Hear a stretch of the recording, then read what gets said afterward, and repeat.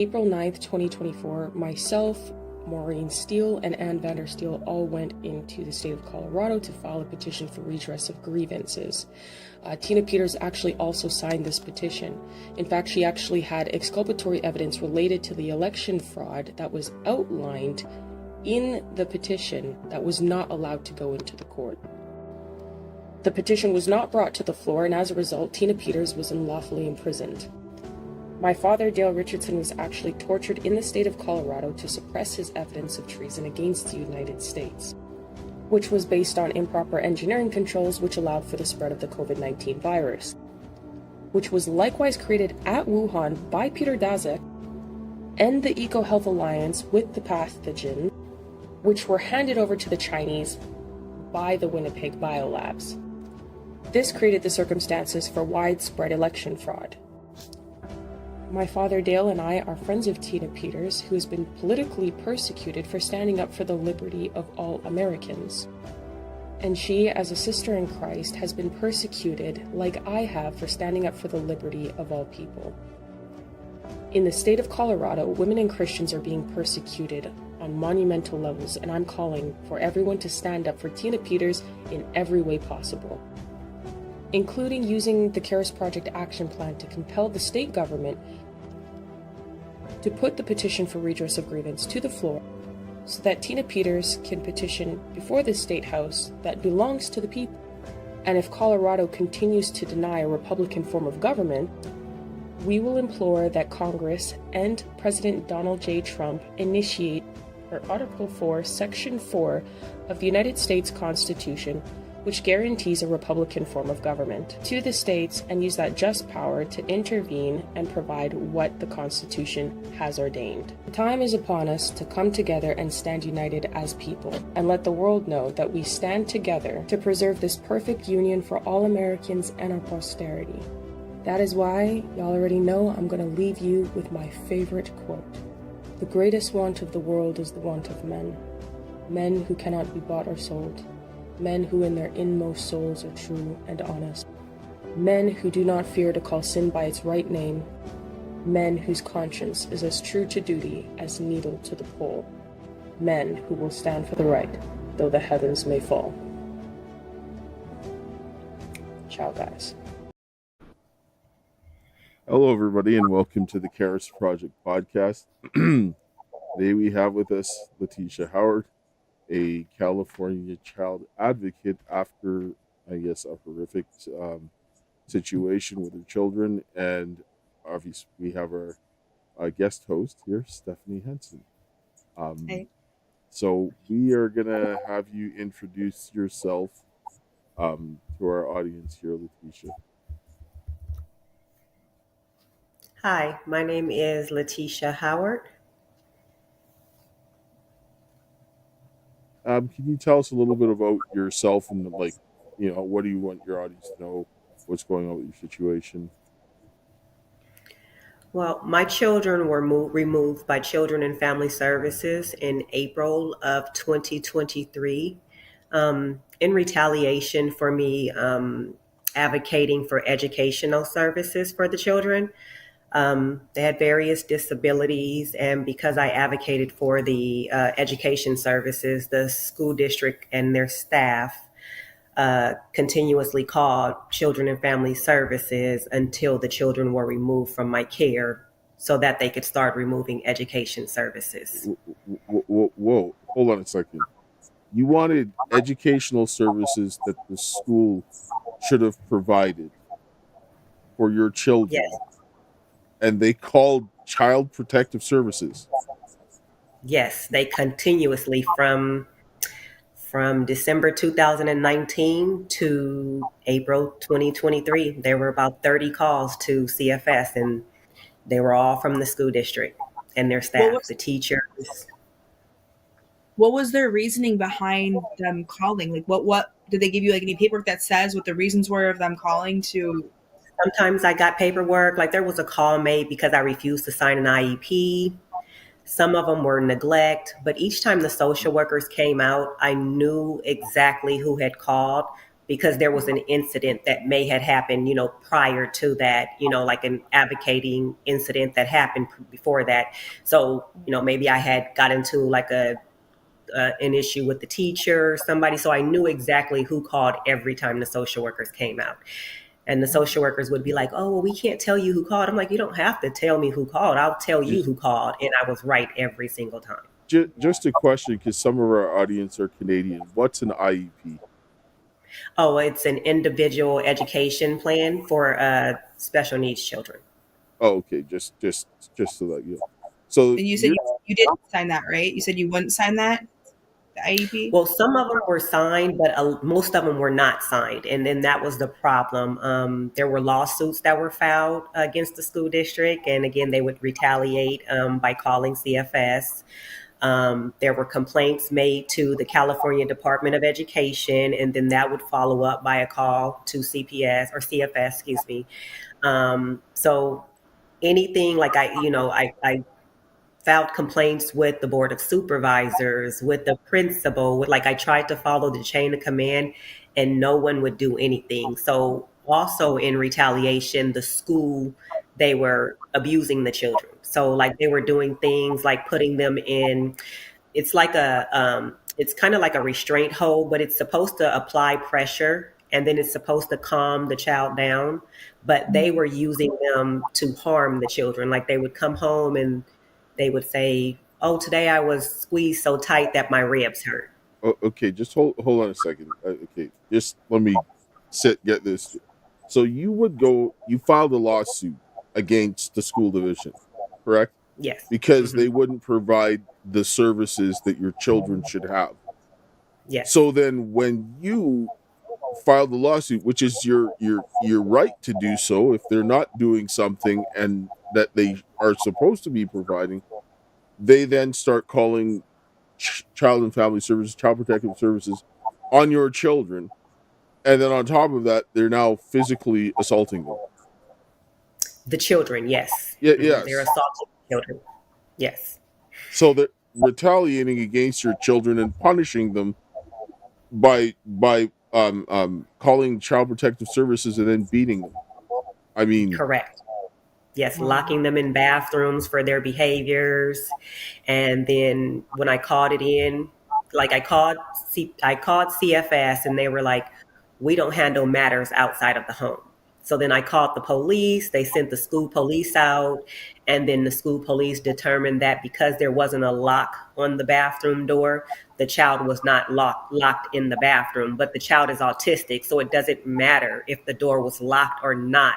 It was closed and he couldn't get out, and that was the important part, but they didn't care about it. So they just kind of like threw that, that incident report out.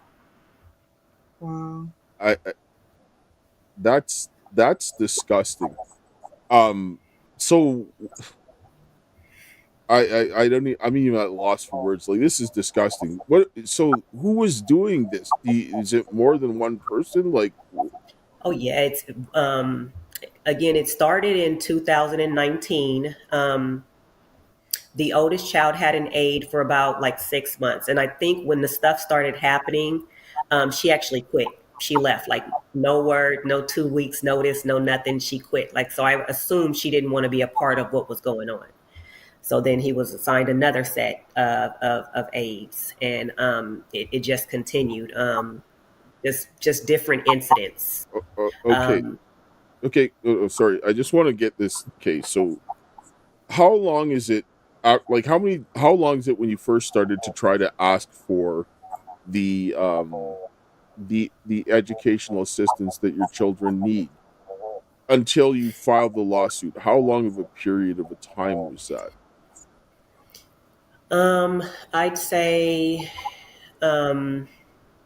probably about I think the lawsuit started to be filed in like at the beginning of 2021. So this started in 2019, you said? That's when they started calling. So initially they were calling because I wouldn't pick the children up from school. So like I didn't have any I didn't have any expertise in like special education or anything. So when the children were misbehaving at school, instead of the school putting them in a program that fits their needs, they would just call me and say, "Hey, your child is misbehaving today. We need you to pick them up." So I would just pick them up from school, like, because I didn't know any better.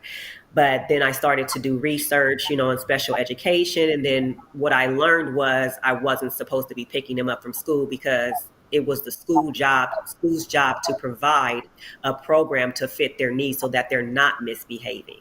So then I had told the school that I wasn't picking him up one day, and they called. That was the first call that was made to CFS. And they called and they said, I neglected the child because I refused to pick them up when they called. Do they have other special needs kids at the school? Yes. Mm-hmm. So like, I mean, why? Why are they doing this? Like, Money. do they do this to other kids there at the school? I did read a Facebook post a couple of years back where another parent was complaining about the school district at the time. So I assume they do it to other parents or other children, but probably not to the extent of what they were doing to my children. Okay, so, Stephanie, you want to say something?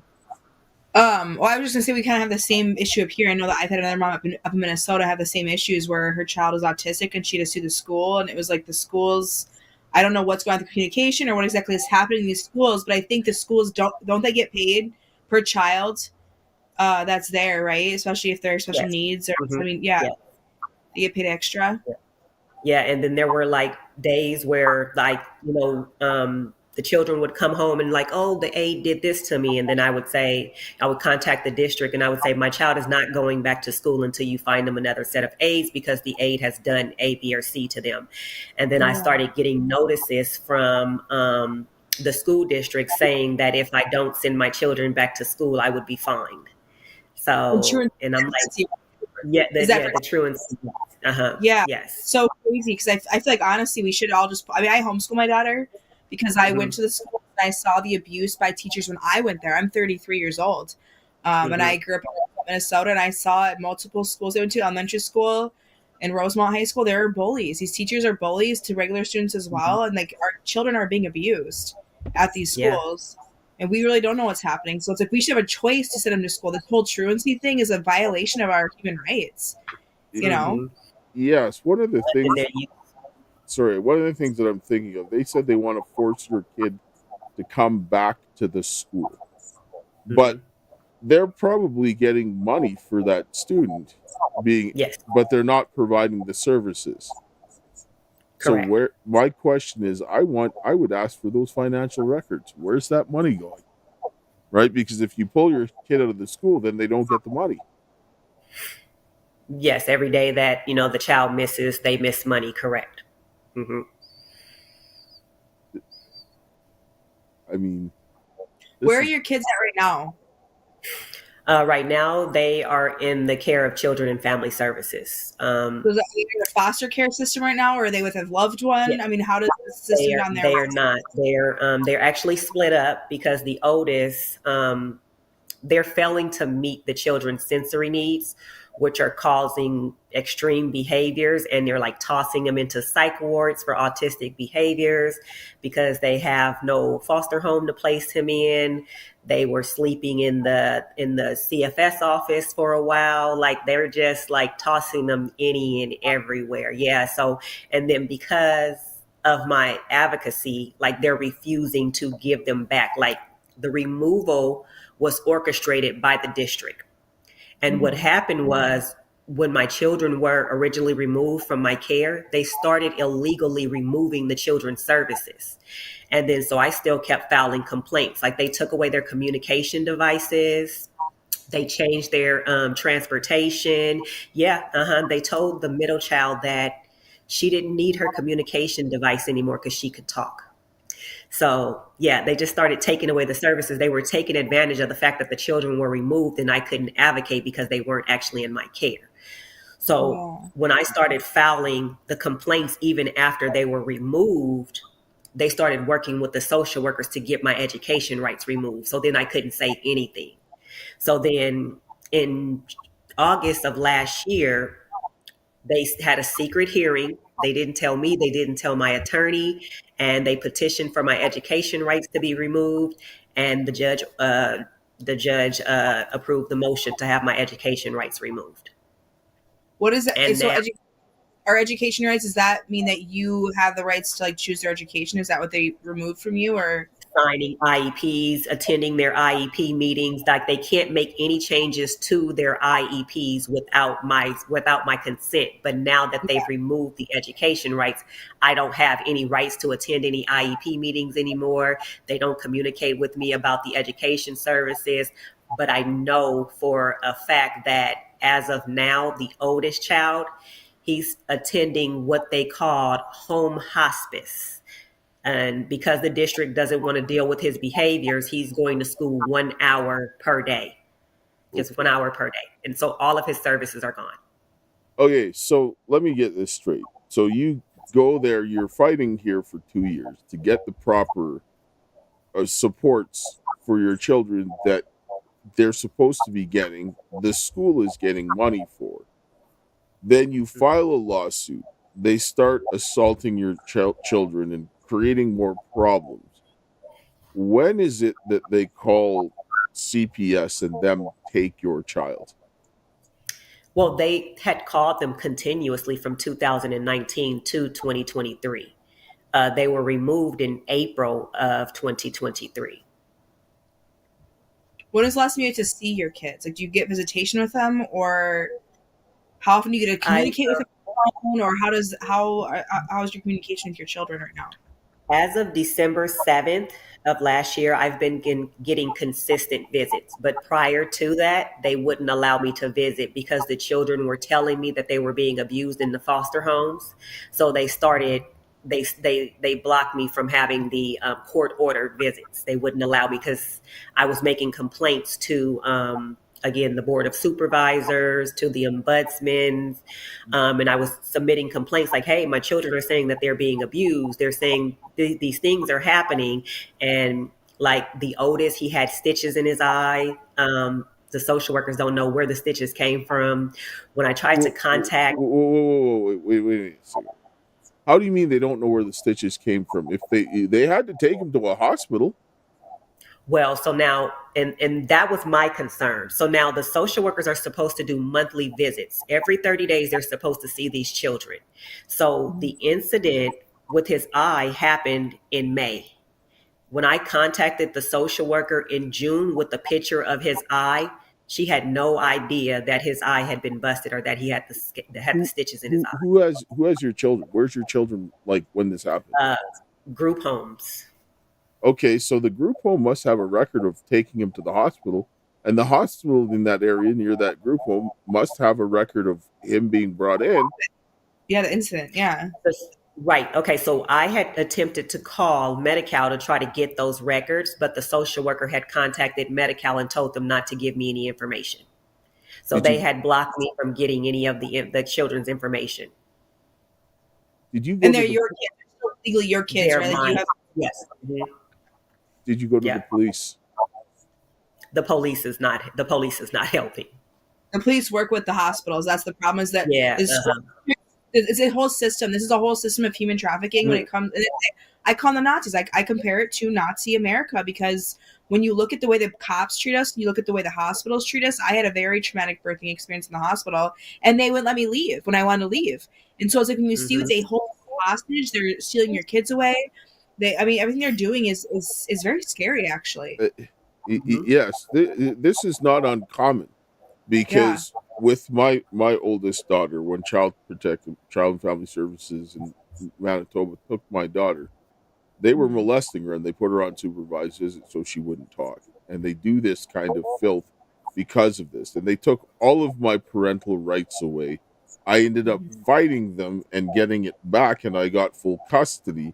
And after that, they stayed out of my face. And the lawyer was like, yeah, they're never going to bother you again. But these guys are criminals. Yeah, see, and with my children, they're not planning on giving them back. Again, this all was orchestrated by the school district to make sure that my children do not have any education services. So, like the reasonable efforts that they were supposed to make before removing the children were not provided. The services that are supposed to be provided to me as a parent to get the children back, they're not providing those. My lawyers, I've spent about $80,000 in attorney's fees, and the lawyers do absolutely nothing. Like they sit at court. Like I've had 6 attorneys on this case, and they do nothing. They just sit there. They allow the social workers to come in and lie in their reports, and I'm like, that's not true. And I have mountains of evidence. Yeah. I'm silently praying to Jesus because I want to say some bad words right now. This is wickedness. This is wickedness. Yeah, because when they removed the children, it was said that I had hit the oldest child in the back of his head and caused a lump on the back of his head. And it said that the other children were in danger of receiving the same abuse. So I had sent the social worker that was investigating, the JD worker, I sent her a picture of the child's head when he was 1.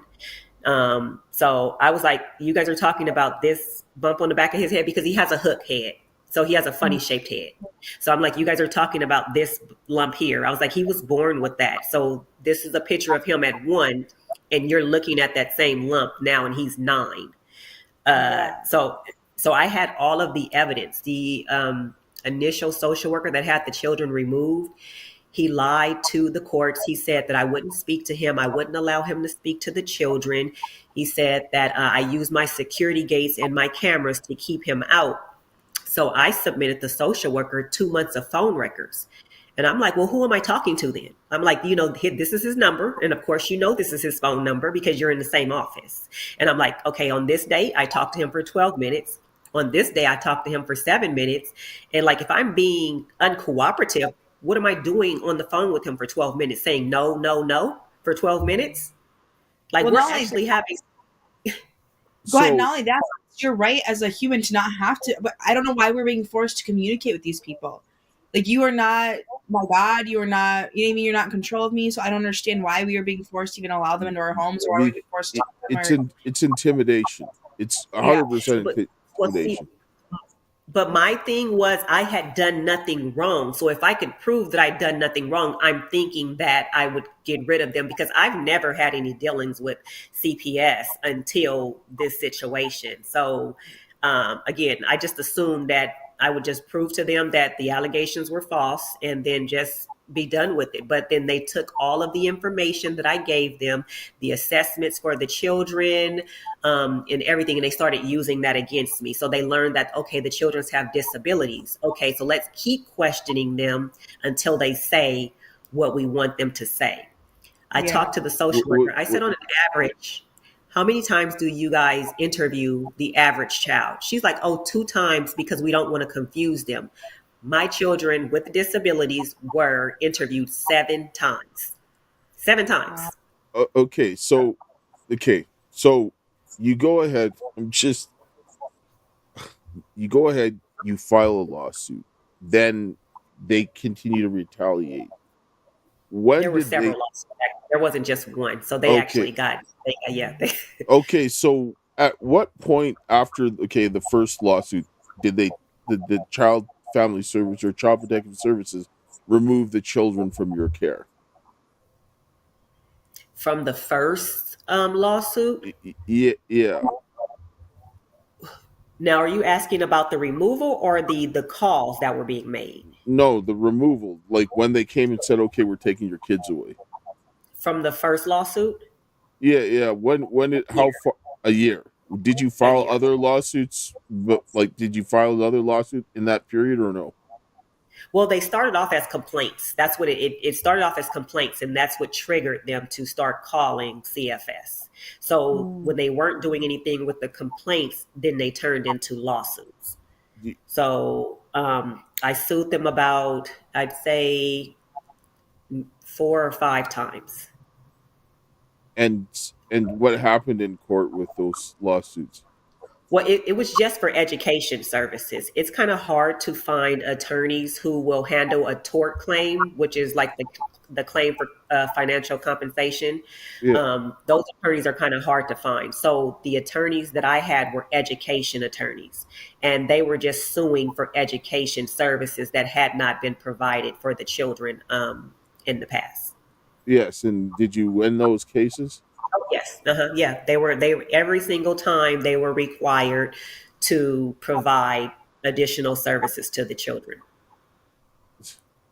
And then they every time. So when you win, they call the child protective services on you again.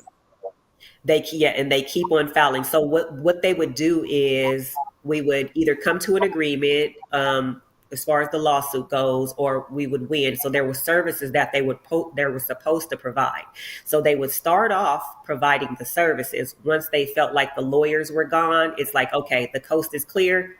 We don't have to do this anymore. We don't have to provide any more of these services. So they would stop providing the services. And then when I got the progress reports for the children, it was like, oh, this child can read. This child can do this. So then I was like, okay, well, let me sit the child down and see if they can actually do what it says that they can do in the progress reports. And then the child couldn't do it. And I was like, I'm not signing this. I'm not signing the IEPs. I'm not signing the progress reports. I'm not doing any of that. And then now that triggered another call to CFS because now I'm refusing to sign off on what they want me to sign off on. Did you tell them they're not meeting their educational goals that they are saying that they're meeting? You've expressed it to them, obviously, right? Yes. Oh, yeah. Yeah. Plenty of times. Yeah. Plenty of times in the complaints and communicating with the director. Like it had gotten so bad that every single IEP meeting for my kids, there's the school district's attorney was there. Like the school district attorney is never in the IEP meetings, but every single IEP meeting for my child, their attorney was there. Do you have record of those meetings? Yes, the previous meetings prior to the children being removed, I have all of those. Some of them are recorded because I was recording because of the things that they were doing. So yeah, I do have those records. That's good. I just need to take a short commercial break here. We'll come back on the other side here and continue this discussion. I'm excited to announce that we're having our first ever mega sale on overstock clearance and brand new products. For example, save over 50% on this season's flannel sheets. Queen size only $59.98. Kings only $69.98. They sell out fast every year, so order now. Save 20% on our brand new My Crosses. They're designed in the likeness of the one I've worn every day for over 20 years. They come in men's and women's, and they're made right here in the USA. Get our 2025 six-piece My Towel sets for only $29.98. Our initial quantities are extremely low, so get them now before they go. And our best-selling standard My Pillows, just $14.98. So go to mypillow.com or call the number on your screen. Use this promo code to take advantage of our first ever mega sale. But wait, remember that $75 free shipping rule? Well, that ship is sailed because right now, every order ships absolutely free.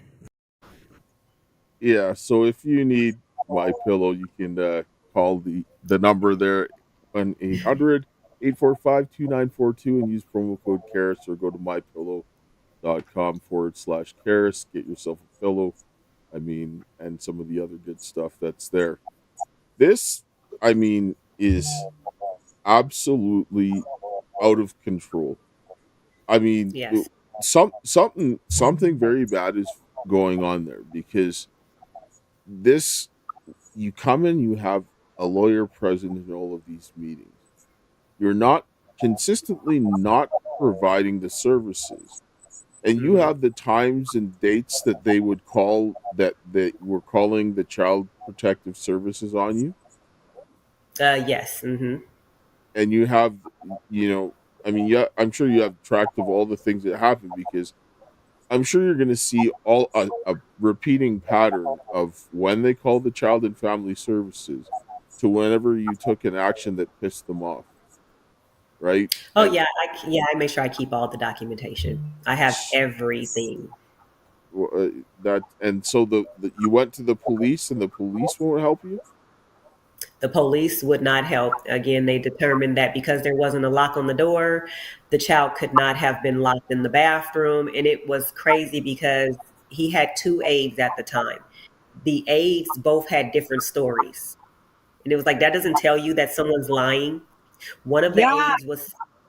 aides said, "Oh, he likes to go in the bathroom and sleep on the floor." And I'm like, are you kidding me?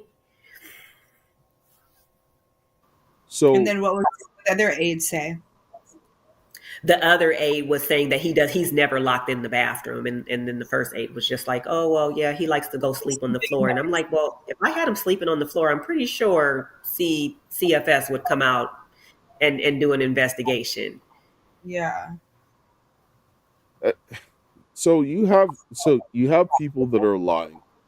But what about what about when you said that your child came with the stitches? How did they explain that? Like, did you They call? never did. The So social worker told me she would investigate it, and I never heard anything about it. I filed a complaint, and I never heard anything about it. so the child was at a group home with stitches. Did you call the police and ask for a wellness check or anything like that? I did not call a wellness check. What had happened was because there were several incidents that happened in that group home. Like his face was being smashed in urine.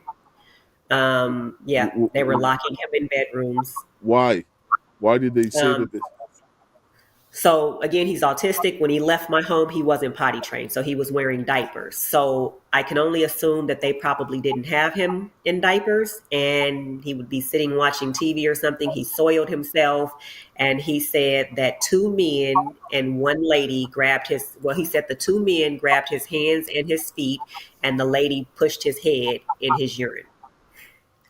So yeah, and I made that. I called in. I tried to call in the referral, and they told me that because I wasn't a mandated reporter, I couldn't report it.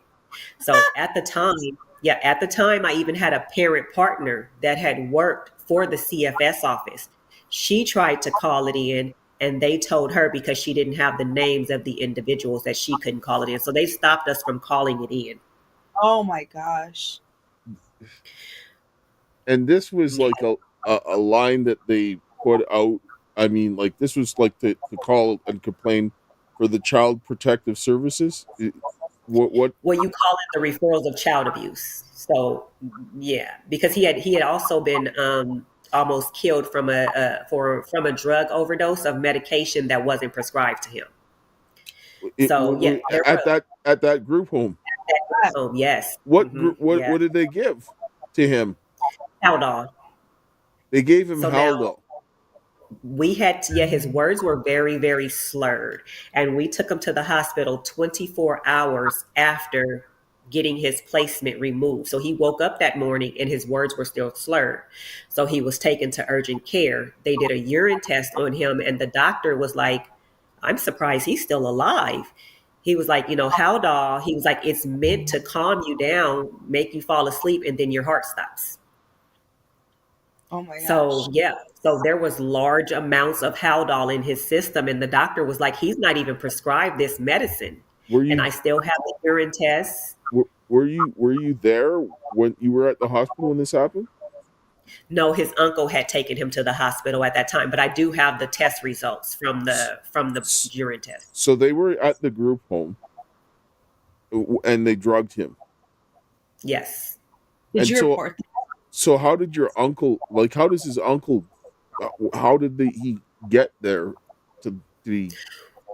Well, what happened was he had gotten placement with a family friend. He had gotten placement with them. And then when we got there, his words were like really, really slurred. He was just talking and it was like, and I'm like, okay, well, let's just let him sleep it off. And if he wakes up in the morning and he's still, his words are still slurred, I said, just take him straight to urgent care. So they did that. The next morning he woke up, his words were still slurred. So that's why I said it had been 24 hours since they had given him the last dosage of the Haldol medication. It was still large amounts in his system. So they took him to urgent care, and when his uncle explained what had happened, like he was like, oh, well, he was over medicated. Like the nurses, he said the nurse took his ID and they were just like treating him like, they were about to call CFS on him or something. And then he had to explain to them like, no, we didn't give it to them. The group home gave it to him. And then that's when they started to act a little different. But he said they had took his ID and they had left and then they didn't come back. And so it was crazy. So yeah, when he had took him into to the urgent care. Do you have the medical records from this? Yes, I do have the medical records. And did you contact the police about this? I didn't call the police anymore. Again, I've contacted the San Bernardino County Board of Supervisors. I've contacted the ombudsman. I've sent out millions of letters, to be honest with you, just sending stuff, just evidence and proof, and no one will do anything. Go ahead. You need to call the police. What they did at the very least is criminal negligence. That is like attempted murder. If the doctors in them are that shocked that they're saying that she shouldn't have been alive. They gave her a dose, and this is 24 hours later after it had broken down to that level, because your body's processing it. Your liver was to be in an overdrive trying to get rid of it, but it was 24 hours later, so that dose must have been astronomically high. Yeah. And then again, they never did anything about it. I contacted the social worker. At the time, I tried to follow the chain of command, but that office, they teach their assistants at the front desk to not allow you to follow the chain of command. So like when you're like, okay, well, I've already talked to the social worker. Now I need to talk to the supervisor. Well, what do you need to talk to a supervisor for? Well, I can't transfer you to the supervisor, but I could leave her a message. Like they make it impossible for you to follow the chain of command. So I just started writing letters, just submitting documentation, letting people know what's going on. And again, it's just ignored. Yeah, when I sit down and this is a police matter, they need to go and investigate that. Because how long ago did this happen when your son was overdosed? The drug overdose was July 2023.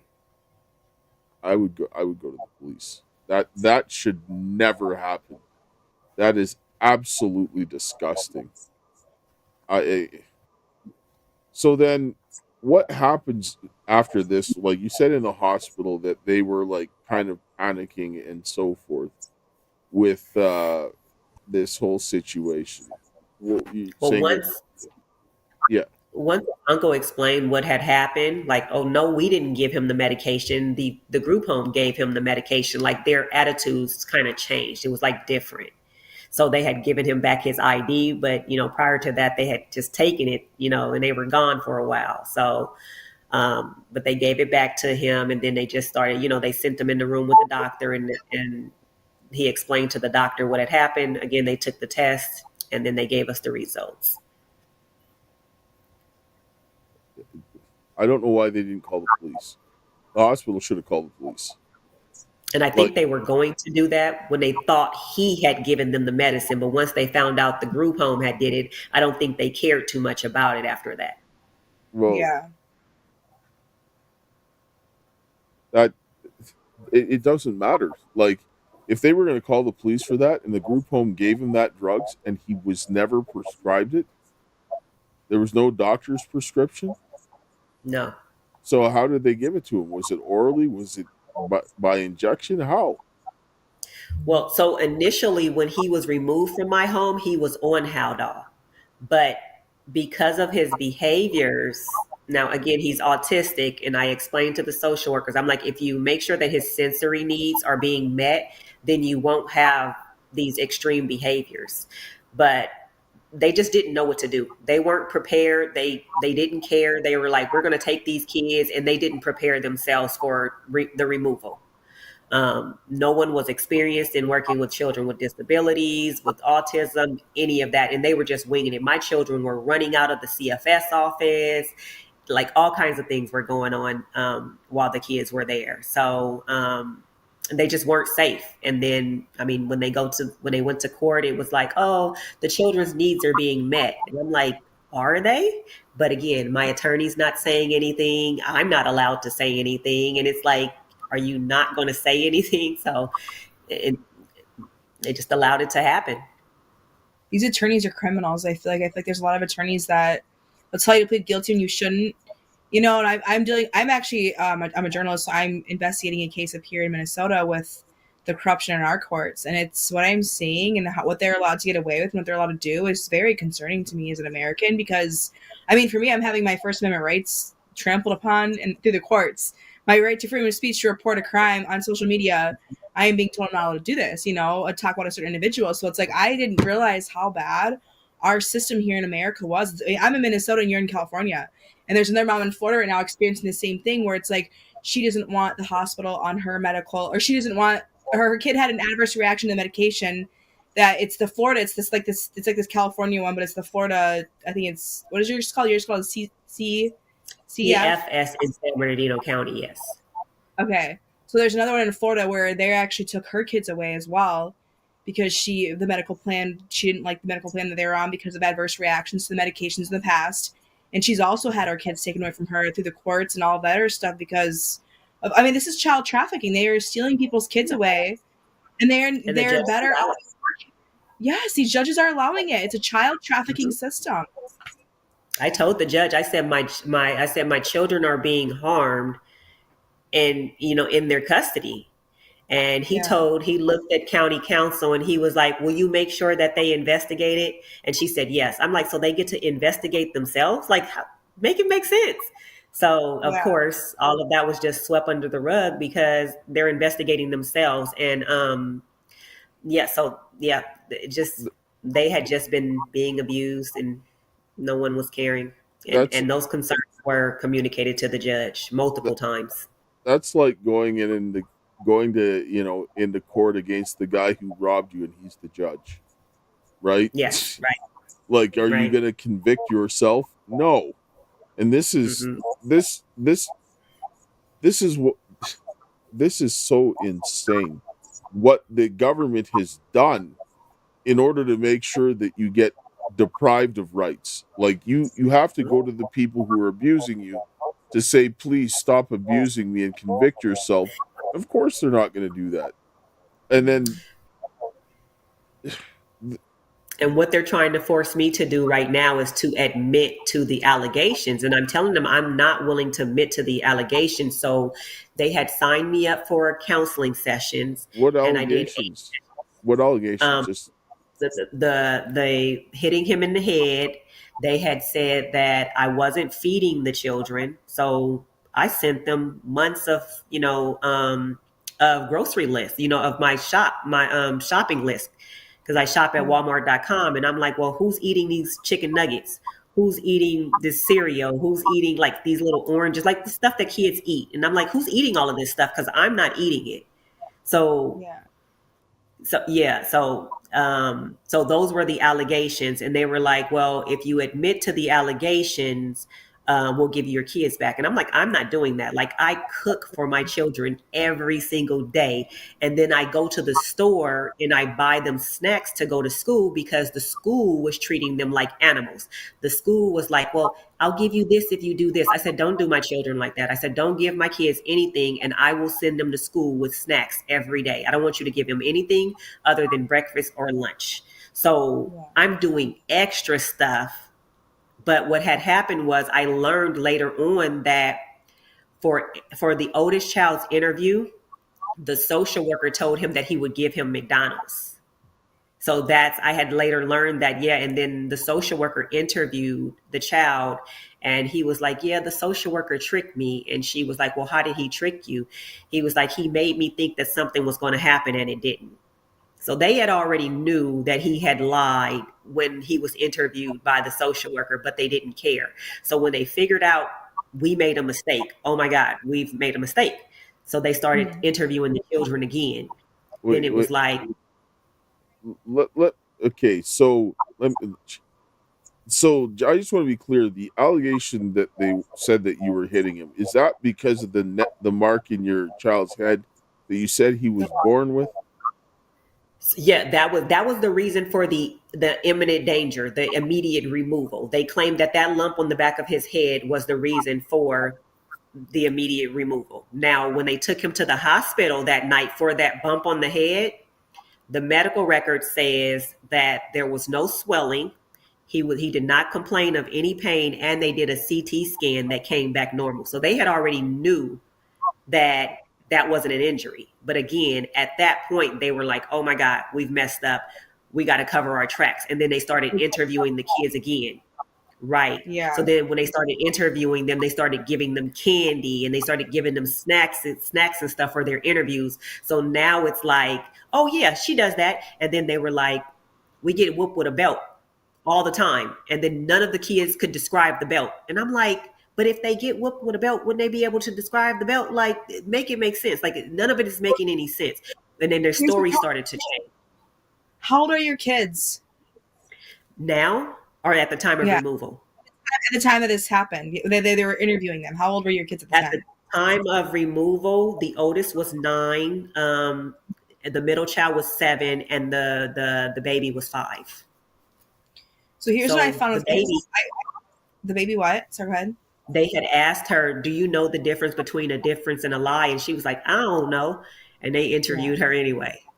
Like, they don't. So, and that's my child. Like, I homeschool my child.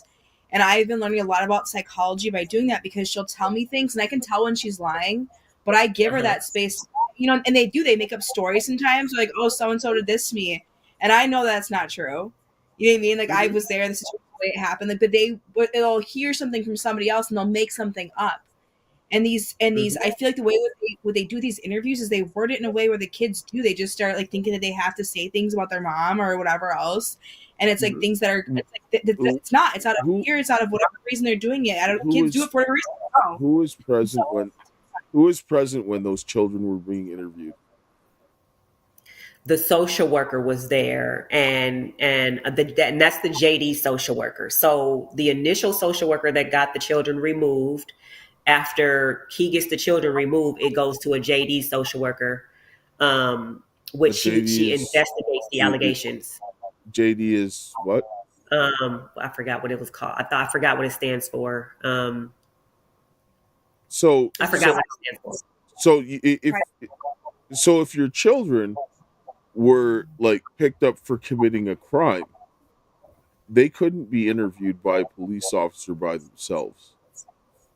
Yeah, and then I learned that there were supports that were supposed to be provided to the children for their disabilities, and those were not provided. And even when I asked the social worker, I'm like, because they have communication delays and it's in their IEP. It says that they have a delay in receptive and expressive language skills.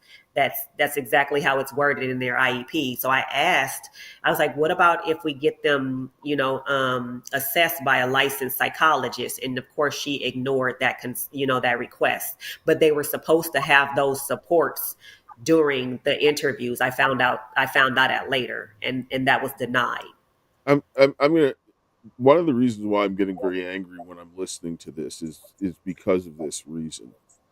What the child protective services are doing are exactly what child sex traffickers do. When they isolate the parents, they prey on them, then they get them to repeat things that they didn't say. They have no protective adult there whatsoever. When they screwed up, they continue to interview those children until they got what they wanted and fed them lies. This should never happen. This is absolutely 100% criminal, because they're financially exploiting them and people are making money off of them. Yeah. Yeah, and more so because they have disabilities. So it's like, they're making more money because they have disabilities and because they take medication. That's extra money. So, and I think between all of that stuff, they just don't plan on giving them back. They go into court. They lie about me not being cooperative. And at this point, I'm paying for my own parenting classes. and my own counseling sessions, because I've asked the social worker several times, I'm like, okay, well, I don't know what's in my case plan. Could you send me a copy of my case plan? Could you sign me up for the services in my case plan? And then she ignores me. So then I sent my lawyer an email. I said, hey, this is the email that I sent to the social worker, because I only communicate with them via email now. No more phone calls, because all they do is lie. So I sent the email over to my lawyer, and I said, hey, I sent this email over to the social worker. She is not responding. She's not signing me up for services. I think she's going to go to court, and I think she's going to lie and say I've been uncooperative, and they're going to try to petition for adoption. Now, the attorney, of course, he never responded to the emails. We get to court last month, and exactly what I said she was going to do is what she did. Oh, the parent is being uncooperative. She doesn't want to take any parenting classes.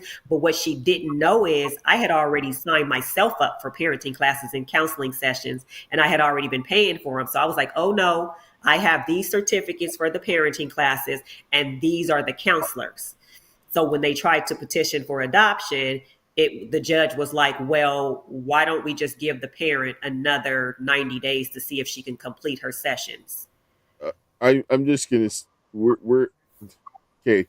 We're going to have to kind of wrap this segment up. We'll take a short break, and then we'll come back after this. And if you're watching on the live stream, you'll see it right away because we're running up on time on this segment. But we need to go into this a little further because this is absolutely insane. So just for the people watching right now, where can they help you? Where can they find you? Latesha. For me? Yes. My email is thecourtwatcher.ca@gmail.com. If anyone wants to contact me. Do you have social media or anything like that you want them to contact? Yes, I have Facebook. My Facebook account is Envy. That's ENVY Best BEST So Far SOFAR. So it's Envy Best So Far.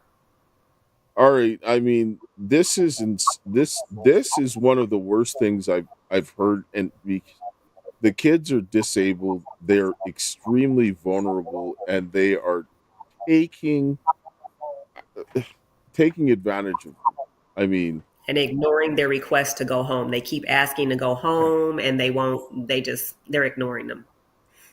All right, I'm going to close this segment with a prayer. We'll take a short break, and we will be back to continue to go on with this situation because this is nuts.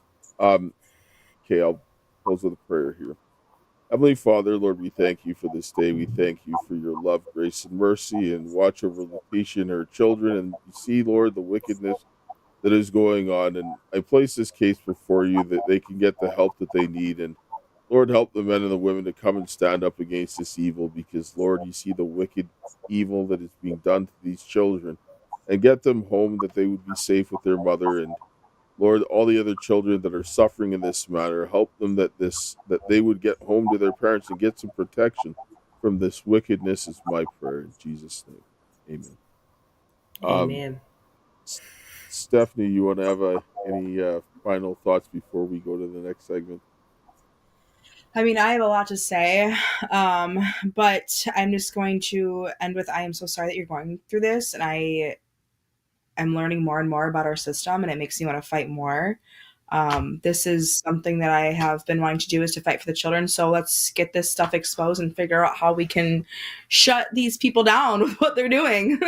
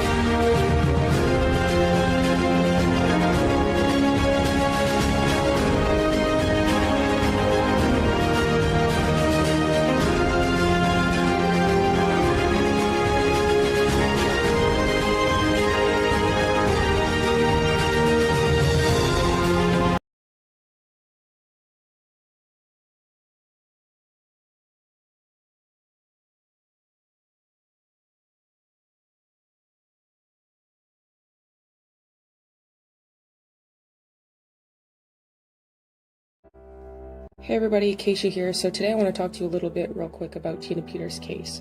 So on April 9th, 2024, myself, Maureen Steele, and Ann Vandersteel all went into the state of Colorado to file a petition for redress of grievances. Tina Peters actually also signed this petition. In fact, she actually had exculpatory evidence related to the election fraud that was outlined in the petition that was not allowed to go into the court. The petition was not brought to the floor, and as a result, Tina Peters was unlawfully imprisoned. My father, Dale Richardson, was actually tortured in the state of Colorado to suppress his evidence of treason against the United States, which was based on improper engineering controls which allowed for the spread of the COVID-19 virus, which was likewise created at Wuhan by Peter Daszak and the EcoHealth Alliance with the pathogen, which were handed over to the Chinese by the Winnipeg Biolabs. This created the circumstances for widespread election fraud. My father Dale and I are friends of Tina Peters, who has been politically persecuted for standing up for the liberty of all Americans. And she, as a sister in Christ, has been persecuted like I have for standing up for the liberty of all people. In the state of Colorado, women and Christians are being persecuted on monumental levels, and I'm calling for everyone to stand up for Tina Peters in every way possible, including using the Karis Project action plan to compel the state government to put the petition for redress of grievance to the floor so that Tina Peters can petition before the state house that belongs to the people. And if Colorado continues to deny a Republican form of government, we will implore that Congress and President Donald J. Trump initiate Article 4, Section 4 of the United States Constitution, which guarantees a Republican form of government, to the states, and use that just power to intervene and provide what the Constitution has ordained. The time is upon us to come together and stand united as people, and let the world know that we stand together to preserve this perfect union for all Americans and our posterity. That is why, y'all already know, I'm going to leave you with my favorite quote. The greatest want of the world is the want of men. Men who cannot be bought or sold. Men who in their inmost souls are true and honest. Men who do not fear to call sin by its right name. Men whose conscience is as true to duty as needle to the pole. Men who will stand for the right, though the heavens may fall. Ciao, guys. Hello. Welcome to the Karis Project podcast. I mean, I don't even know what to say. We're back with Latesha Howard and Stephanie Henson, who's co-hosting today. I mean, what? When you look at it, when you look at a child that's that vulnerable when you're disabled, it is an aggravating factor. Abuse happens to disabled people a lot. And there people are placing your children in a very bad situation and taking advantage of them and making money. And that dose of Haldol could have killed your child. Those people should be arrested because there was no prescription. Where did the drugs come from? Were you able to find out?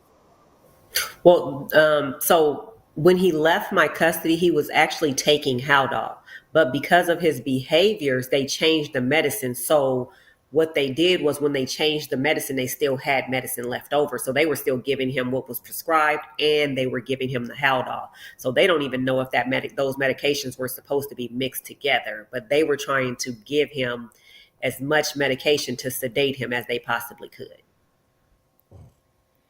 Wow. And do you have the names of the staff of the people in that group home? He just gave me the name for the lady. He didn't know the guy's name. But Who didn't know the name? The social worker didn't know the names of the people in the group homes? The child. The child. Okay. Oh, the child. Okay. Mm-hmm. But you have the name of the group home and that sort of thing, correct? Oh, no, they didn't give me any of that information. What? No, they didn't. The social workers didn't give me any of that information. Okay. So you don't even know who your kids are half the time. The social workers are just taking your kids and putting them in homes, and you don't even know No, where they're they at. don't tell you where the children are. They don't allow you to know where the kids are. I get that, but I mean, your child is no longer in that group home, correct? Correct. So, can you get some? So, did you mention this? Did you mention this in the court, or where did you take that information after? Yep, it was taken to the director of the CFS office, so she knew about it. The judge knew about it. County council knew about it. The kids' attorney knew about it. Like everyone knew, but they just ignored it. It didn't matter. I I'm so disgusted. I It and it's still happening. So the youngest child, she has a lot of sensory needs. So like she's really sensitive in her hair. Like if I wash her hair, she would cry. So I locked her hair. So she had locks like mine's. And just so I wouldn't have, because I would only have to comb her hair about once every 3 months with the locks in it. So it wouldn't cause her as much pain. So the foster parent that has her now combed the locks out of her hair. Right. So hours of pain. So then when I brought it to the social worker's attention, now this just happened in December. So I'm talking to the social worker and I'm like, how was she able to take her locks out of her hair without my consent? So the middle child says, oh, well, when Gigi combs Miracle's hair, she cries. And she said when she cries, Gigi pulls Miracle's hair and tells her she's not going to stop pulling it until she stops crying in front of the social worker. They didn't do anything. I know for my child, like she has sensory issues too, so I actually cut her hair short. And we don't even have textured hair like I'm sure your daughter has. Your daughter, I mean, I have a hairstyle, so you guys have that really textured, and it hurts to brush that. It gets knotted up, it gets matted up, and I understand how that works. So this is child abuse at this point with what they're doing to your daughter. That is, to me, that's child abuse. That's neglect. There's a lot of obviously crimes taking place in your case, in your situation. Do you have people like in your corner? Like, do you have like an organization down there that's helping you at all with anything down there? Are you like wanting to start an organization to kind of?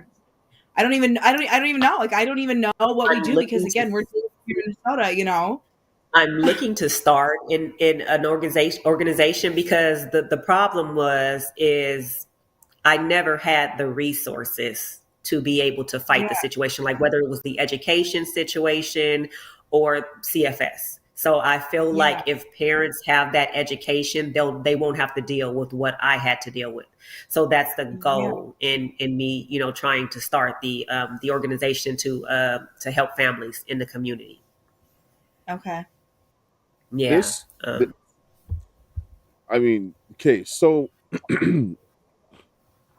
wow, I'm just trying to wrap my brain around this. That people would actually do this. Like doing it to a child is bad enough, but a disabled child is even worse because they're not just vulnerable as a child, but they're vulnerable with a disability on top of being a child. And like, how sick do you have to be to do this?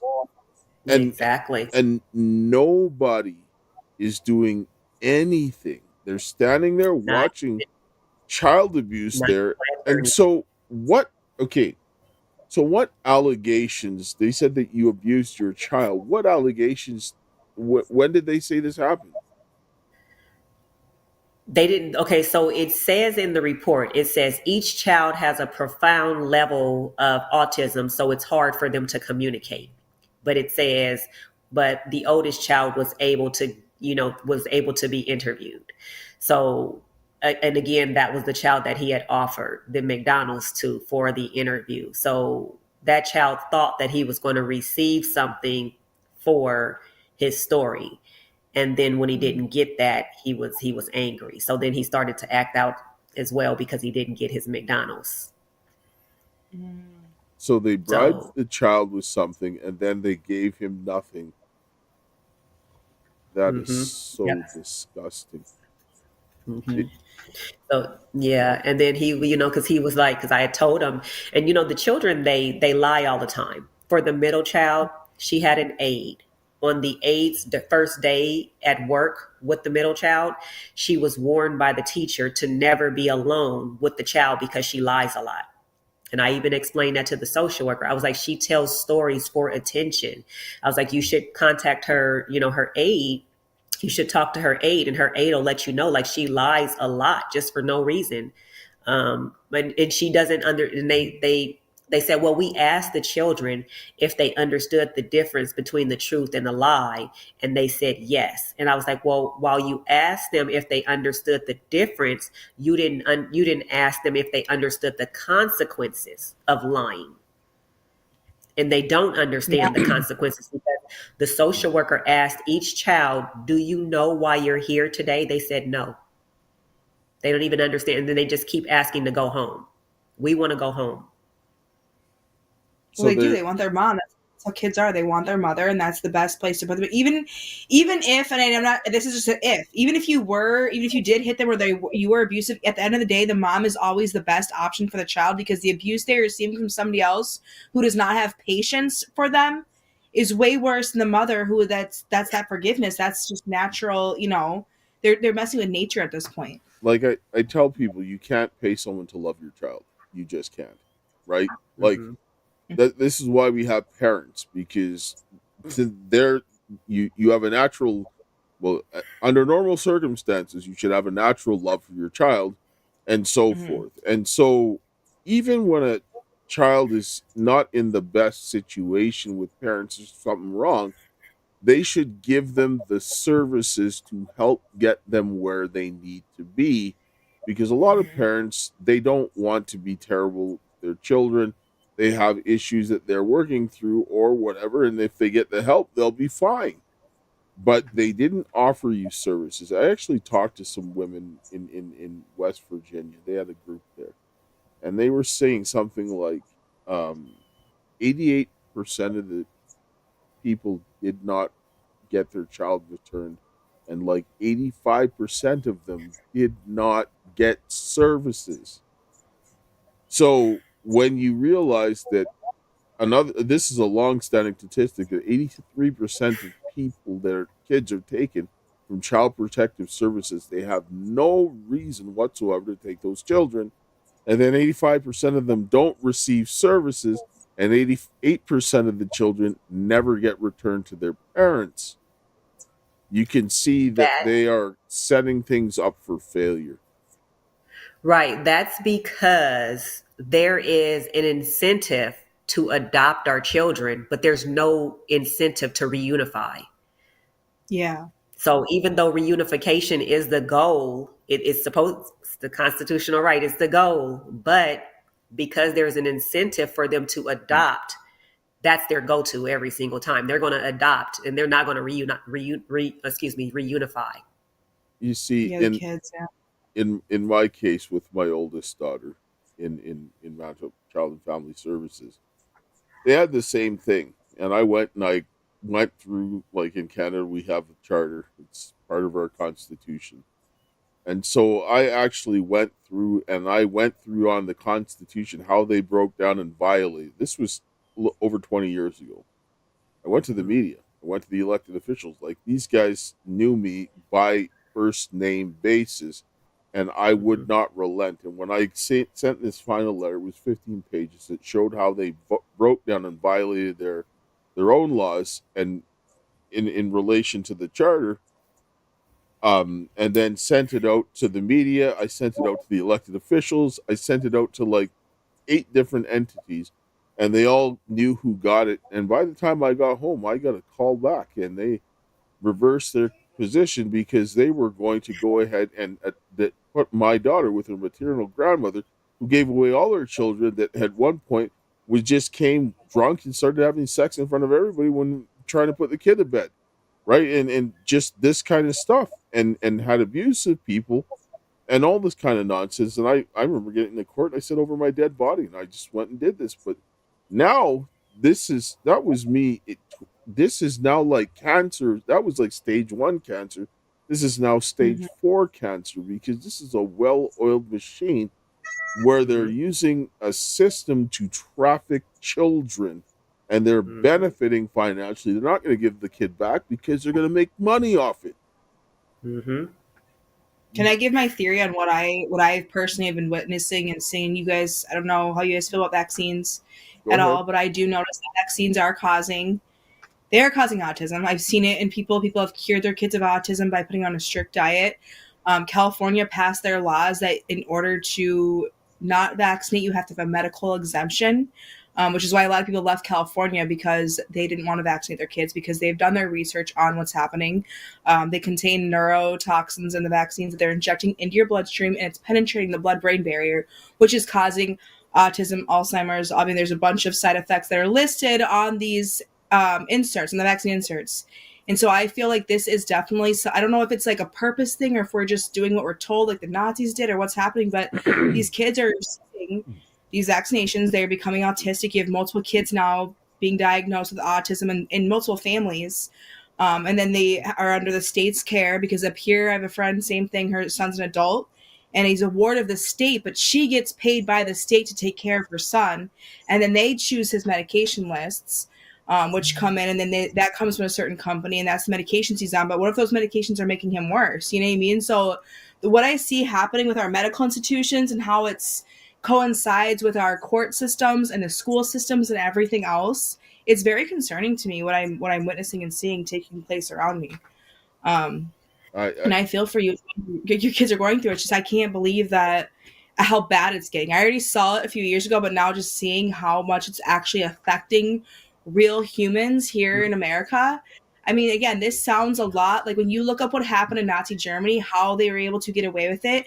They use the media, they use the school systems, they use mob rule mentality. I mean, the same thing is happening right now. And we're all just doing what we're told, and it's all for money. It really is all for money. Like you said, they get paid for adoption. But what about your life and how that's traumatizing you and your children? That's psychological warfare. That's psychologically damaging for you and your family and for your kids. But I'm not gonna lie, my blood is boiling. Like I just like listening to this.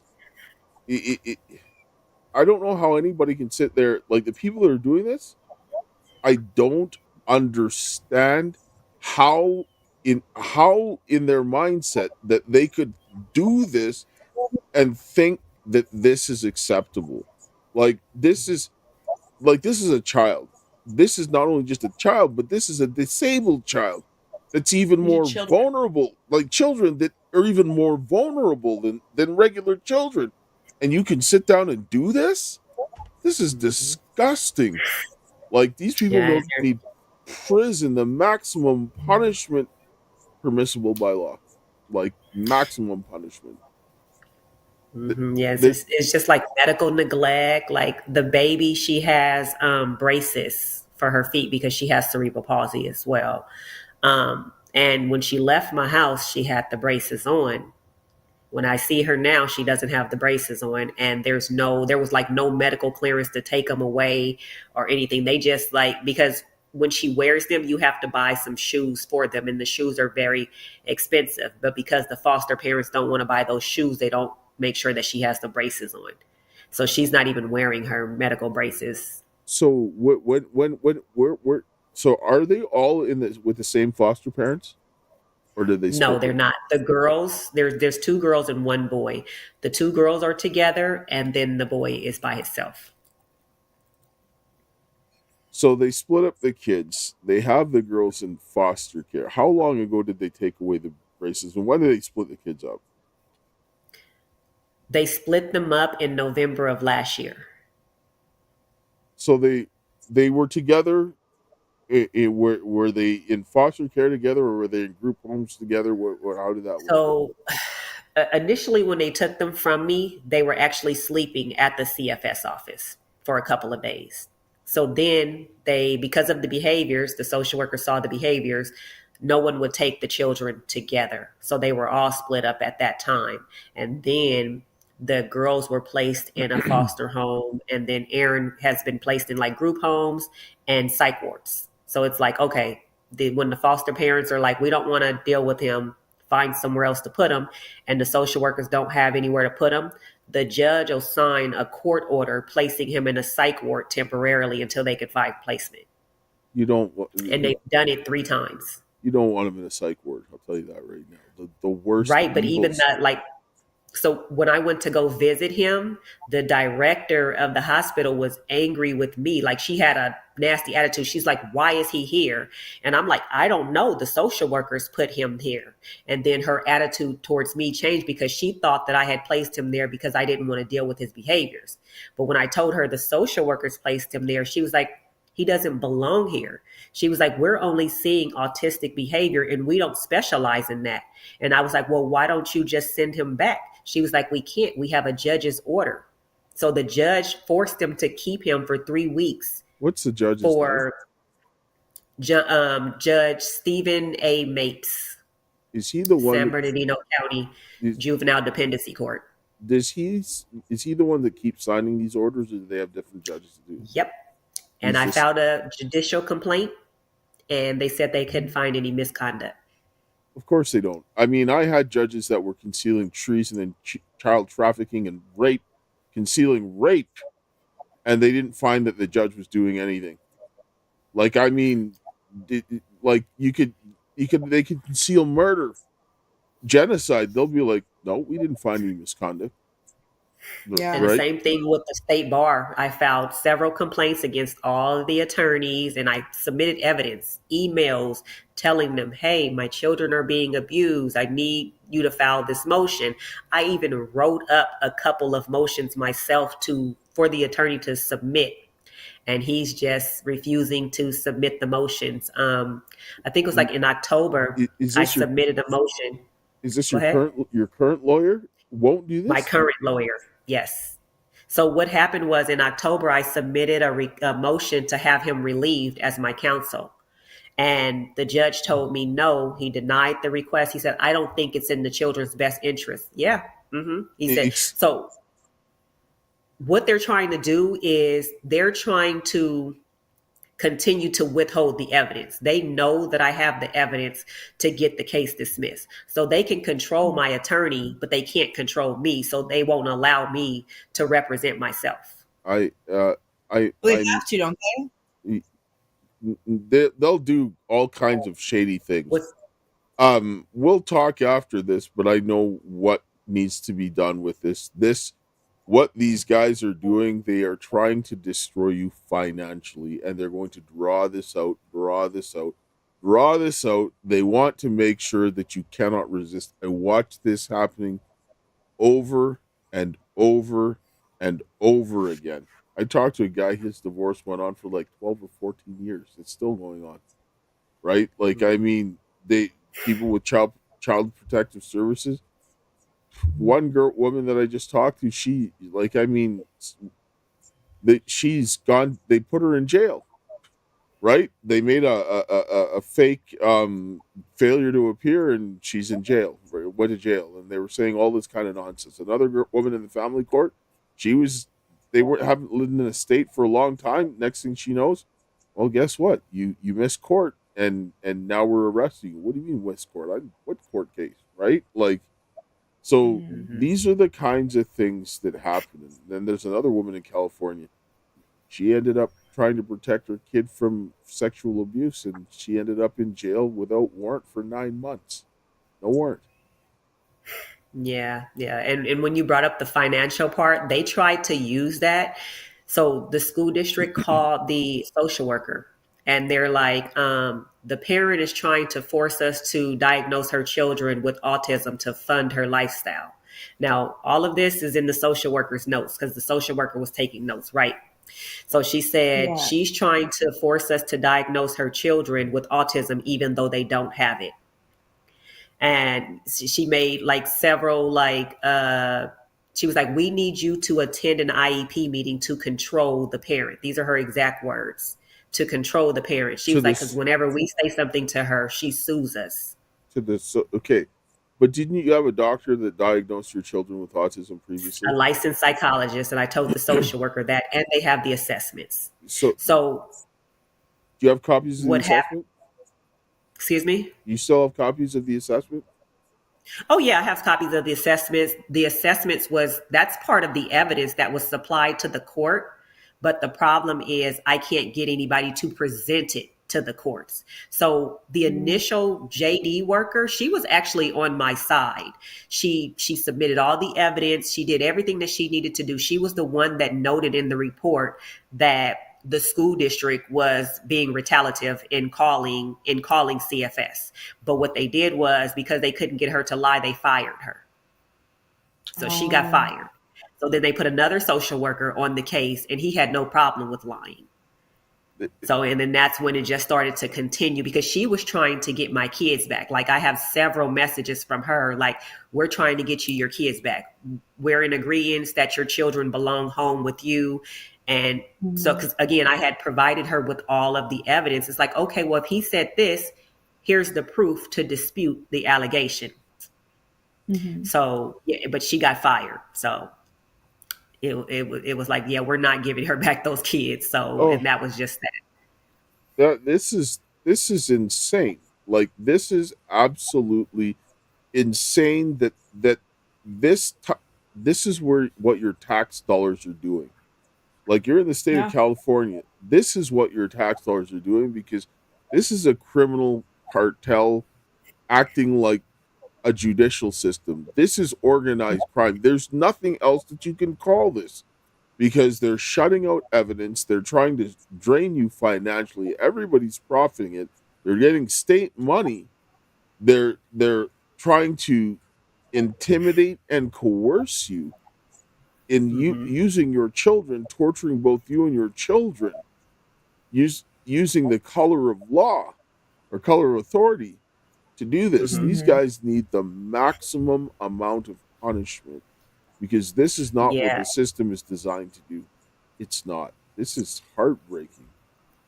Yeah, and I say the same thing. I'm like, I pay, because I'm a real estate investor. So I own 5 properties in San Bernardino County. And I'm like, the largest part of my taxes goes to the schools, the school that I can't get to educate my kids to save my life. Like, that's just the craziest part to me. Like, if my taxes are $8,000, like $4,700 is going to the school just for one property. Like, it's crazy. And I'm like, I can't even get them to educate my kids. Why do I have to pay this? So it's very frustrating to watch that. Yeah. Well, and it's like, pay your taxes or get your houses taken. Yeah. What's that? Well, it's even like the court systems too. I mean, our tax dollars pay for these court systems and for law enforcement and all this other stuff. And it's like they just all work for each other. They're not actually working for the people. And that's what people don't understand. Is that they're not, it's not for the people, it's for their own interest and for money and for, the government. And I told the social worker, I was like, they're acting as if I asked them to do something different for my children. Like, this is these people's job. Like, the child is sitting in the classroom. Why not educate them with the rest of the students? Yeah. I mean, let's take a commercial break and we'll come back on the other side. I need a minute even to let this soak into my brain. This is disgusting. I'm excited to announce that we're having our first ever mega sale on overstock clearance and brand new products. For example, save over 50% on this season's flannel sheets. Queen size only $59.98. Kings only $69.98. They sell out fast every year, so order now. Save 20% on our brand new My Crosses. They're designed in the likeness of the one I've worn every day for over 20 years. They come in men's and women's, and they're made right here in the USA. Get our 2025 6-piece My Towel sets for only $29.98. Our initial quantities are extremely low, so get them now before they go. And our best-selling standard My Pillows, just $14.98. So go to mypillow.com or call the number on your screen. Use this promo code to take advantage of our first ever mega sale. But wait, remember that $75 free shipping rule? Well, that ship is sailed, because right now, every order ships absolutely free. Yeah. So, I mean, this is, I'm just so disgusted. These people need to go to jail. Like, people like this should not operate. Like, I don't know how anybody can sit down and not be completely offended, because when you live in a country that has freedom, if one person loses liberty, then nobody has. And what people don't realize is that if they can do this to somebody's kids, they'll do it to yours. It's only a matter of time. And you can't let this happen. Like, so now where are you at with this, with the court case? So you said the judge won't allow you to bring in the evidence. The lawyer won't let you get the motion to replace him. What did you put this motion in? Which motion was that? Because I submitted a couple of them. Okay, what was the I last submitted one? them on my own. What was the last one? The last motions were submitted in November. I had submitted a motion to recuse the judge. I had submitted a motion to represent myself, and then I submitted a motion to force the county to compel evidence, because that's another thing. They won't give me my evidence. They won't give me any of my reports. I have requested them from the social worker. She put in the report that the parent requested her records, but it seems like she's more concerned with trying to prove the department's fault at removal for her children, other than her taking responsibility for the removal of her kids. That was her response to me requesting my records. But you have a right. You have a right to due process. Exactly. Yeah. And how do I get that without my records? They're trying to make sure that I do not have that right to have due process. This is that right there. That's a federal issue right there. Boom. God, you cannot do that. Again, that complaint was submitted to the judicial board. Nothing. So because they have the evidence there. So the evidence was provided to the courts in May of 2023. So that was less than a month, after my children were removed. So that social worker, she submitted everything. She submitted pictures of my refrigerator, my deep freezer, like everything was completely full. My pantry, the grocery list, the purchases. She submitted everything that I gave her, phone records. I gave her 2 months of phone bills, and I highlighted the social worker's phone numbers. So every piece of evidence I provided to her, she provided to the courts, but my attorneys never presented it to the courts. So it's sitting there, and because my attorneys refused to present it, it's just sitting there. Okay. Have you asked them why they refused to present it? Have you gotten answers from your attorneys as to why they refused to? Because my attorney knows that the judge is not going to relieve him from my case, he doesn't even respond to any of my emails. he don't respond at all. So this is the reason why I sit down with what's going on here. It's clear that you're not going to get anywhere in this state court. The state court is flippantly violating your constitutional rights. You see, there is that nice clause in the U.S. Constitution called Article 4, Section 4.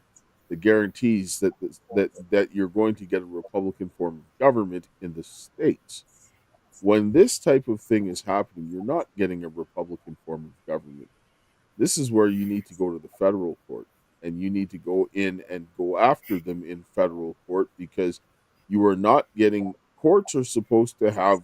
You're supposed to have due process in every court. Family courts are not done this way.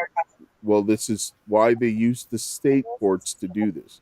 You could never do this on a federal level ever. You could not. It's too public. So what do? They use the states because the states have more power than the federal government, and they can keep out federal encroachment. And this is the way it should be. But they're exploiting this, and the federal government is turning a blind eye. Who's funding the Child Protective Services? Health and Human Services on the federal level, right? So they fund this child trafficking, and then they turn a blind eye and let the states do it because the states can push out federal encroachment. But this is demonstrating a systematic removal of your rights. Right now, I'll tell you right now, you are a slave because you have no rights.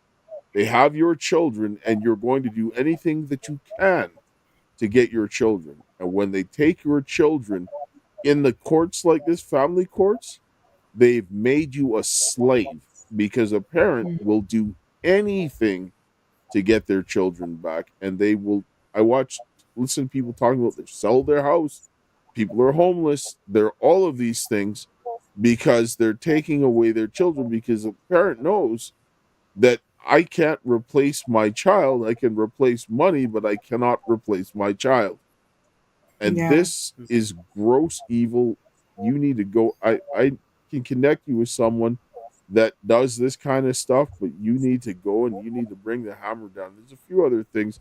You need to take this to the state house, and I'll help you do this because this is so disgusting and offensive. People should be talking about this everywhere. I don't know why this has not gone anywhere. This is People are though.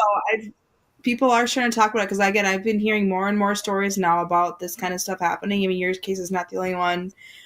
There's other people coming out about the states and what they've done to children, and kids have actually died because of the care they put them in. You know, and that you can't get your child back after that. So I just And with the escalating pattern of abuse, I would not want your kids there longer because they're beating them. Yeah. And they Exactly. almost killed one. Yeah. So yeah, I would definitely appreciate those resources to assist because everything that I've tried to do, it's just been dismissed, ignored. You're just disregarded. You're disregarded like you're just a piece of garbage, and then we don't care about you. And it's like these are people's real lives that are being messed with. And again, not just you, but a lot of people right now because of this system that we are complying to. And people have no idea until it happens to them. They have not a clue what is even going on, which is why I'm happy that we're talking about this here. This is on my, I'm live on my Facebook right now talking about this stuff with it. So this story is going to get out. I used to have a really large following from doing a lot of political stuff. So hopefully the more we talk about this, I know I just reached out to our congresswoman about an issue up here in Minnesota. But I think, just getting their stories out and making it aware of what is happening and being brave enough to share your story. I appreciate you sharing your story because this is something scary. I mean, to put yourself out there on the internet, you don't know what people can say about you, whatever else. But I'm happy that you're sharing your story and you just need to continue sharing your story, whether it's on your own page with Dale, through the Karis podcast or whatever you need to do. But definitely banding together and creating some kind of organization for resources so that we can figure out, what's going on. If you find multiple cases in your area that this is happening to somebody else as well, that'll also be helpful because they're also doing it to somebody else and you have more cases coming forth with more evidence about what the county is doing to you. Yeah, at one point I was looking for, people that were, had cases under the same judge because I'm like, if he's doing this to me, he has to be doing this to other people. But then you have families that don't want to talk. They're scared. You have some that have gotten their children back and they're afraid if they say something, they'll take them again. Or you have ones that don't have their children and they're thinking that they're going to get them back if they keep quiet. You see, and it's sad. This is what they do. They'll get some people and they'll get you to jump through some hoops and they'll give some people their kids back. And they'll say, you see, we had success doing this. So just keep playing the game and you'll get your kids back. It's like going to a casino. You have to have some people win. Otherwise, nobody's going to come. But the house always wins. Yeah, right? they've already made it clear that until I admit to the allegations, I'm not getting my kids back. So what they're trying to do is because my children have been injured in their care, they're trying to get me to accept liability for them so that they don't have to. But if you admit to the allegations, you'll never see your kids again. Exactly. I'm not going to do that anyway because I didn't do it. So I mean, I'm not going to do that anyway. But they're torturing you with your children and telling you to accept responsibility for what they did, and then they'll give you your kids back. But when you do that, if they successfully did that, because some people will break after a while because they can't handle it anymore, and then they're like, well, sorry, no, you're not getting your kids back, you're unfit, right? Yeah. Yeah. That's what they want you to do. They want you to admit that. They want you to sign away your rights. And they want you to admit that so you're done. They can sell your children to the adoption because these adoption agencies, you're selling children. You are selling children through the adoption agencies, and it's been happening for a long time. The psychiatrist that was hired by the county, he worded it as parent is not willing to accept accountability for why her children was removed. But when I talked to the social worker, her exact words were, "You need to admit to the allegations." So they're wording it a different way, because it's not that they're wanting me to accept accountability, because you could easily say that, oh, well, she's doing parenting classes, she's doing, the counseling sessions, she's accepted accountability. But they want to hear me say, oh, well, I did this or I did that. And because I won't say that, that's why they're not giving me back my children. And even for the psychiatrist, like, he put it in his report that she's not willing to accept accountability. So I'm requesting that she do more sessions. Who provided the psychologist? The first psychiatrist, CFS did. But then once he did what he did in saying that because I wasn't willing to admit to the allegations, I needed more sessions, I found my own therapist. Did you have to pay for this out of pocket? Yes. So the parenting classes and the counseling sessions, I am paying for out of pocket. So they were supposed to refer to somebody, pay for it when they had their person, but their person lied for them. So if you wanted to get independent, they wouldn't pay for that. You have to pay for it yourself because you didn't like the fact that their guy lied. And that is not the way that that's supposed to go, because he did not give a fair assessment. He just reframed what the social worker said, and that demonstrates that there is no objectivity in what that guy is doing. You should go after his license. And see, but they won't give me the report. So, and that's another thing. That was another reason why I was requesting my records, because I need his report to file that complaint, because I need to know exactly what he said. Like, did he actually say what the social worker said he said? Like, I don't know. I just know that the social worker said he said this, but they won't give me my records for me to verify what was actually said. This is one thing that yes, you need to also should talk to the FBI because of what they're doing. I sent them a letter too. I haven't received a response. I sent them a letter back in October. We did the same thing here. We sent letters to the FBI submitting stuff for our courts here in Dakota County, and there's the FBI doesn't exist. To me, the FBI it's just a website. It's not real. It does not exist. That's how I feel at this point. Because I sent a letter. No, you just book in to see a special agent, and you take the information in it, and then you drop it off. Because if they tell you don't take stuff for court hearings, they're lying. Because when people were complaining about the Epstein files that they dropped, right, and they said there was nothing in there, they said, "But look at that! They had affidavits from us and court documents from a civil court hearing from Epstein's case in the FBI files. They used it as evidence. They'll tell you that they don't, but they used it there and they released that. The people might sit down and say they didn't have all the names on the list, but they definitely demonstrated that civil court hearings can be used as evidence in criminal investigations, is what they had in the FBI, right? So if they sit down and tell you nonsense, you say, no, you did it for Epstein, so you're going to do it for this. You can show, I send you the link of what they had for Epstein's case in his files, and they had civil court documents in there, 100%.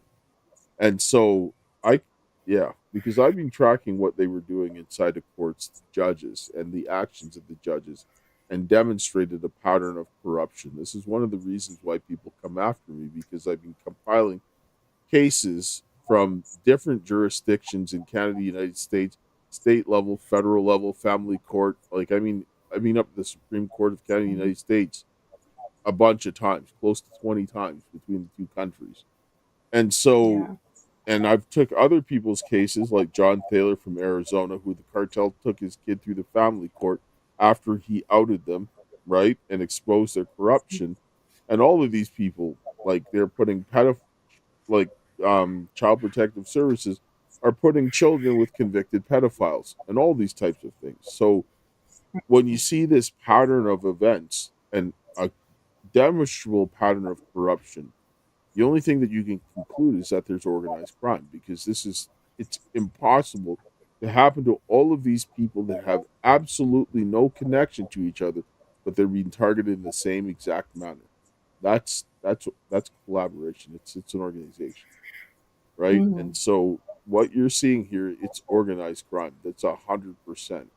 This is they're never going to hand over your kids. It doesn't matter how much you jump through the hoops in that, unless you force their hands, they're not going to give your kid back. So yeah, that's where I am at this point. It's like, well, you can't hurt me any more than you already have because you've already taken my kids and you guys are not planning on giving them back. So at this point, I'm just willing to do whatever needs to be done to bring them back. Shout it out.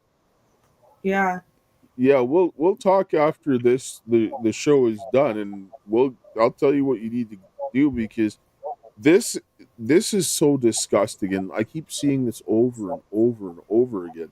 And then they put these kids, like for example in West Virginia, when they go to adopt them out, they put them on websites, and then they have them color coded, right? And this is probably behind the behavior, and then they'll list them as non-binary and all this stuff. And I'm like, that's how pedophiles or people who are going to abuse them are going to come in and look at them and do that. That's not And okay. no, but this is where it's going, right? Like, and this is they're making money off of people's children, and this should not happen. This is absolutely disgusting. Every person who's watching this, you should go out and share this information, because people need to see this stuff, because we've been covering a lot of this stuff because a lot of people don't do it. You're not going to see this on Fox News. You're not going to see it on CNN. You're not going to see it on the major outlets. It's the people that have to spread this information themselves so that they could go ahead and start doing something. Because if you're not protecting the kids, you got no future. Sorry, go ahead. No, just saying we need to bring awareness to through sharing our stories, because again, a lot of us, I mean, I'm experiencing court corruption. I've never been a criminal, and right now I'm facing criminal charges. You know, with you with your situation, your kids, like if you have a criminal history, why are they coming after you? It's just this whole thing they're doing to people who are innocent. It's again, it's very concerning, and until it happens to an actual person, they're not going to care. Which is why we need to continue sharing your stories, no matter how cringy it is, no matter what people think of us. It's like we have to just continue to share this, and hopefully more cases start coming in, or we can start, you know, I mean, we do have more cases coming in, and not every situation is black and white, but we definitely need to band together and figure out how we can, with Canada and the United States, what you see happening. It's not just our country, it's other countries too. It's all owned under the same, like, New World Order, like, government, you know what I mean, that this is happening everywhere. And then they use the Hague Convention to transfer kids between countries. Yeah. They do. The what? The Hague Convention, that's designed to protect your children. If you get them taken to another country, they're using that to make sure that kids get through. Like the State Department, which is where they go through, use the Hague Convention. In the United States, it's the central authority. Well, they're trafficking kids out of the State Department. Yeah. So now you're in your case. So the last court case was in November, you said. January. Sorry, January. So you got the motion denied. So what are they trying to do now? Where are you at with your court cases now? Well, they tried to petition for adoption, and the judge was like, well, the mom just said that she's been taking classes and she's doing counseling sessions. So, and he just said, he was like, well, why don't we just give her 90 days and then we'll come back in 90 days and see what she's completed, and then we'll determine if we'll move forward with the adoption, because we're already we're already at the 2-year mark. So, you know, they have to, in order to keep the funding, they have to adopt your child out before 2 years. So that was January. What date in January was that? That was January 21st. Okay, so you've just had just a little over a month. So you have about a month and 3 weeks before your next court date. Yeah, it's April 21st is the next court date. Okay, April 21st. So you got about a month and 3 weeks that you have before that court case. This needs to get dealt with, because I suspect that the judge only said that because he had to. And I think he got the complaint because his attitude kind of changed from the previous court appearances. So He had a completely different attitude. So I'm assuming that he at least saw that complaint and like, okay, well, she's starting to complain. So maybe I need to, try to do something different, because I don't think he would have gave me that extra 90 days had I not submitted that complaint. Yes, and then if he gave you the 90 days and then they came back in and your lawyer just throws you under the bus, right? Like, as they won't let you get rid of your lawyer's not working for you. And I've heard people just go ahead and make deals without the other party present or knowledge of it, and just go ahead. Like, one woman was saying that the lawyer just went ahead, gave away her kid. She's like, I didn't agree to that. Right? So, I mean, I would try to do whatever I can in the meantime. I don't trust these people. I sent the attorney a motion to request a Franks hearing, which they're supposed to, they're supposed to make sure that basically it was the reasons why I disagreed with the removal of the children, and he was supposed to submit that, and he didn't do it.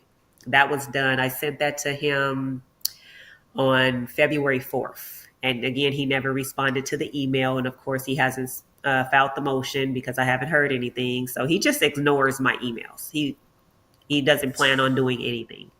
No, you got to get rid of him.